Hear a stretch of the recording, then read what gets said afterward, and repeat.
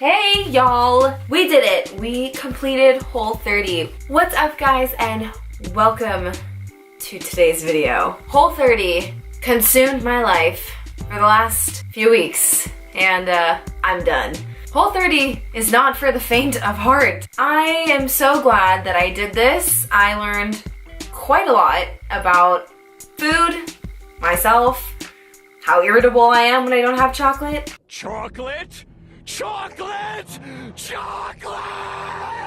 And I'm really excited to share with you guys. I'm gonna talk about the 5 things that I learned. Keep it simple. I'll show you some stuff here and there. Dude, Whole30. Let me just start out with saying why I did this in the first place. I wanted to make a vlog out of it. That was like pretty much the only reason. The second reason was because every time I heard Whole30, I was like, that sounds like the dumbest diet in the world. Why would you cut out food groups? That doesn't sound like having a healthy relationship with food. Well, I kind of got schooled by the internet. So the purpose of Whole30 is actually not a weight loss program. That's actually what I really thought it was in the beginning. Whole30 helps you find out what you're sensitive to as far as food goes. So possibly like if you're intolerant to something or you're allergic to something or if something's making you have digestive problems. There is a post Whole30 10 days where you're supposed to ease back in certain foods for a day or two and then go back to doing Whole30 and see how it affects you. There's also a Whole30 book that I didn't use, which probably would have been really helpful, which had recipes in it, the official rules and stuff,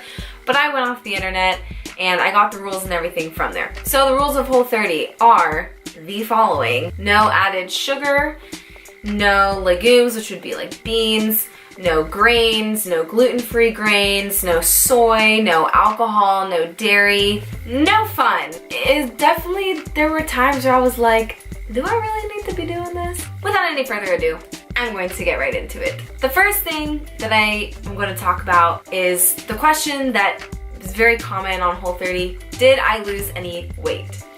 Now, I've had a couple friends that have done Whole30 and they've lost 20 pounds, they've lost 10 pounds, they've lost 30 pounds. I lost 2 pounds. I wasn't trying to lose weight by doing this. I'm happy that I only lost 2 pounds. I'm actually kind of around my goal weight now. The way I see it is if people are losing a lot of weight, it just means that they're really eating at a calorie deficit while doing Whole30. I don't believe that you're losing weight because you gave up all those things. You're most likely just eating less. You're not snacking as much, and a lot of the food isn't super calorie dense besides like the proteins and like the fats you eat, like nuts. So I only lost 2 pounds and my body composition is definitely different. So the areas that I saw like my body composition change would be like my hips and my stomach, which are normal problem areas for me, and I think for most women too. Like you can't really target where you lose body fat, but a lot of us have issues with losing fat in that area. But let me tell y'all a secret. Losing fat in that area, you gotta eat right.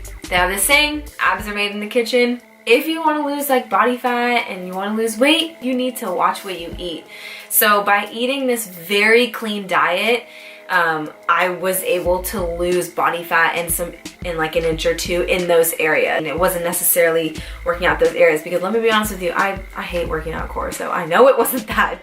So the second thing I'm going to talk about that I learned, and this is something that I'm not proud of, but I have to be honest with you guys. If you're someone that emotionally eats, or food just brings you so much joy, and sometimes it might be able to turn around your day, Whole30 is gonna be a real big bitch. I had the gnarliest attitude problem and mood swings, and I'm human and I'm not like this all the time. I mean, to my mother, my boyfriend, and maybe my coworkers too, I apologize because like, I was a psychopath. My attitude and mood swings were just crazy, and there's definitely some video content of me expressing just how I was having a bad day and I was trying to see the light at the end of the tunnel, how my workouts weren't going very well because I didn't have energy. I was just trying to eat more so I would have energy, but the food, a lot of it just wasn't giving me energy. We can roll the film of me bitching and complaining about how much I disliked Whole30 at these early stages. This is day 3 of Whole30 and and it sucked, to be quite honest with you. I was not thriving during my workout today. I would say that I was maybe performing like at 55%, so that was kind of annoying. Did not have the same output as I normally do. I'm trying to see the light. I'm trying to understand what is so awesome about Whole30. So tired. How do you survive? How do you live? How can you go out and enjoy your life all the time on this diet? I don't understand. Next thing, number 3, is gonna be meal prepping and eating out. Whole30 is definitely something that you want to meal prep. There's a book, there's so many recipes, and I've heard that you can make really good food. I kept my food really simple because I just didn't care that much to like experiment with the meals.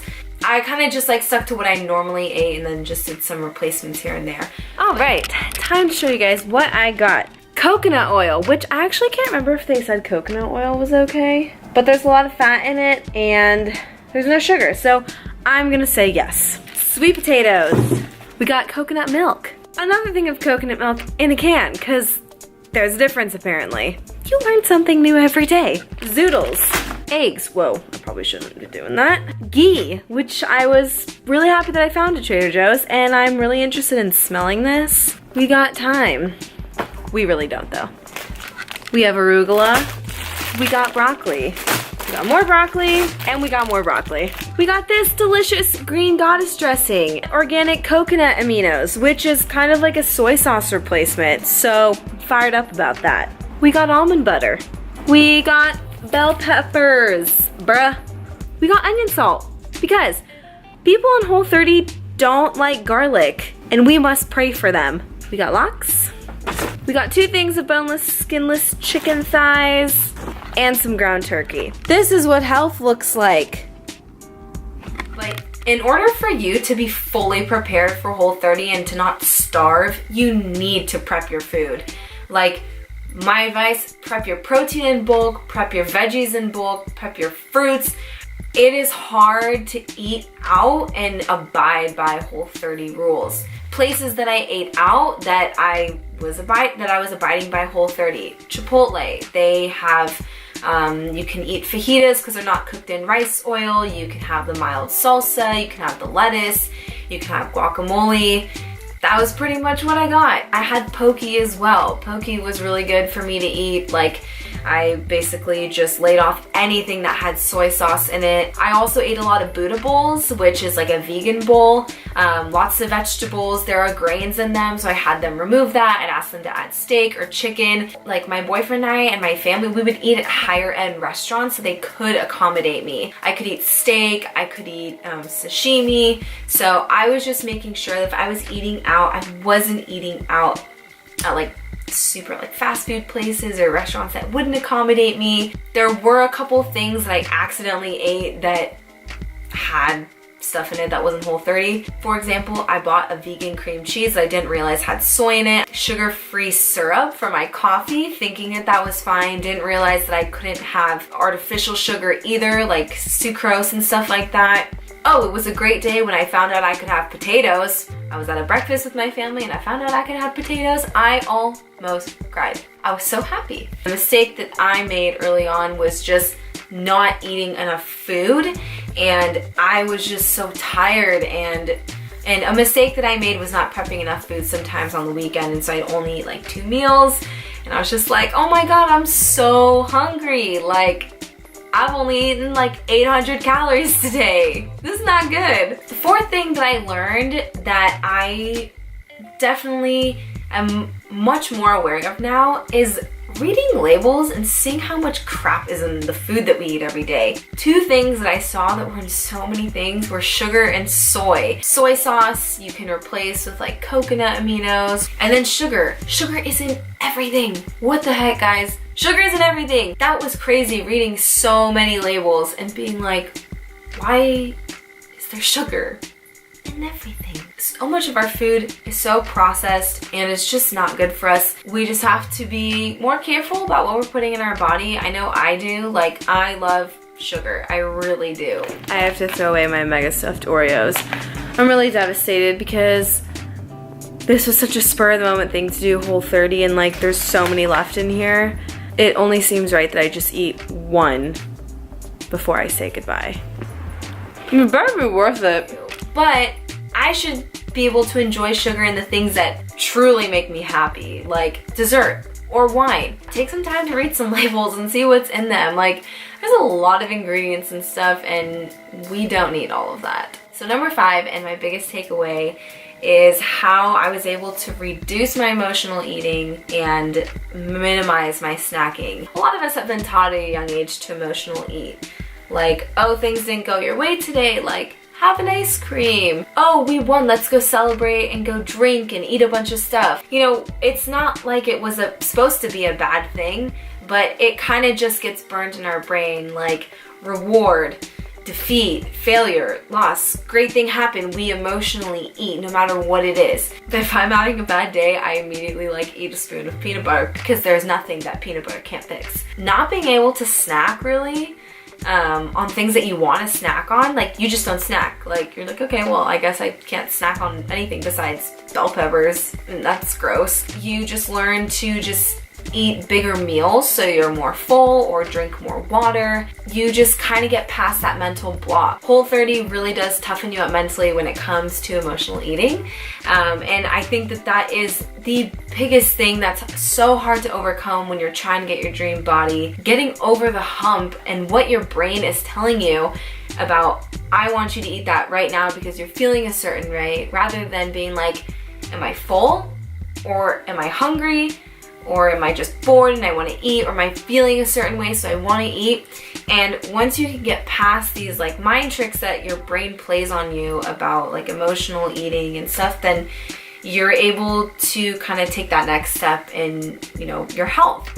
You just understand your body a lot more. This is another time for another vlog, but that's kind of where intuitive eating comes along. One of the biggest takeaways from Whole30 was really just learning about myself and my emotional eating and snacking, and I know a lot of you guys can relate. It's just something that like a lot of us have. Not like that's a bad thing, but sometimes it gets out of control and then we feel regret and then we feel bad and, oh, we're not worthy to have our dream bodies, or I gotta go to the gym for like 3 hours tomorrow to work it off. Like, nah man, just get over that mental block in your head and you'll be good. I hope I covered everything. If I do it again, I'll get the book and I'll do the 10 days after. It was an interesting time. As all my friends said, it's self-inflicted pain, and it was. If you want to try Whole30, go for it. It is a perfect time to do it right now, right before you get into the summer season where you're not going to want to do Whole30 and you're going to want to drink and eat a bunch of food and whatever. It's weird and it is tough, but you can do it, okay? If I can do it, you can do it. And tell me what you think. I want to hear about your guys' stories. Whole30 is a good stepping stone for helping you understand food. If you guys have questions, let me know in the comments. Thank you so much for watching. If you haven't subscribed yet, please subscribe, like this video if you like stuff like this. I hope you guys have an awesome rest of your week. See you on the next video. Bye. It literally looks like there's butter in my coffee. Initial thoughts?